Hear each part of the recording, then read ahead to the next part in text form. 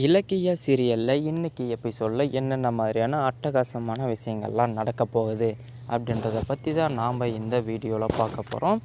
இப்போ தான் நீங்கள் ஃபஸ்ட் டைம் நம்ம சேனலுக்கு வர்றீங்க அப்படின்னா மறக்காமல் லைக் பண்ணுங்கள், ஷேர் பண்ணுங்கள், சப்ஸ்கிரைப் பண்ணிவிட்டு பாருங்கள். வாங்க இப்போது வீடியோக்குள்ளே போகலாம். இலக்கியா பார்த்திங்க அப்படின்னா அவருடைய கணவர் வீட்டில் கட்டில் மேலே உட்காந்துட்டு சோகமாக யோசிச்சுட்டு கிடக்கிறாருங்க.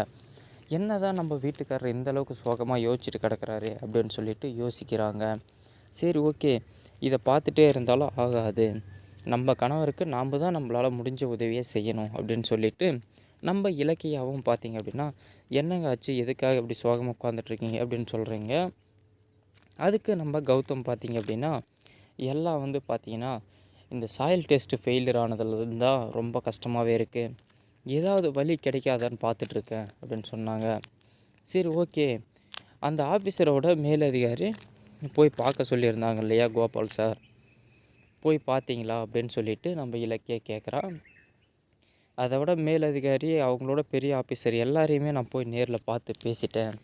அவங்க சொல்கிற எல்லாமே விஷயம் பார்த்திங்க அப்படின்னா, அவனை முதல்ல சாயில் டெஸ்ட் ஆஃபீஸரை முதல்ல நீங்கள் சரி பண்ணுங்கள், மற்றது எல்லாமே தானாகவே நடக்கும், நீங்கள் மற்றதெல்லாம் கவலைப்பட வேண்டிய அவசியமே கிடையாது, எல்லாமே அவர்கிட்ட தான் இருக்குது, அவரை கொஞ்சம் அனுசரித்து போங்க, எல்லாமே உங்களுக்கு ஈஸியாக முடிஞ்சிடும் அப்படின்ற மாதிரி எல்லாம் சொல்லிகிட்டு இருக்காங்க. இதெல்லாம் கேட்கும் பொழுது பார்த்திங்க அப்படின்னா வேறு லெவலில் யோசிக்க தோணுதுங்க நம்ம இலக்கியாவுக்கு. என்னடா இது, எங்கே போனாலுமே சுற்றி முற்றி பார்த்திங்கன்னா கடைசியாக இந்த இடத்துக்கு தாங்க நிற்கிது, இதை ஒன்றுமே பண்ண முடியாதாங்க அப்படின்ற மாதிரி போயிட்டுருக்காங்க. கண்டிப்பாக இதுக்கு ஏதாவது ஒரு வழி பிறக்கும்.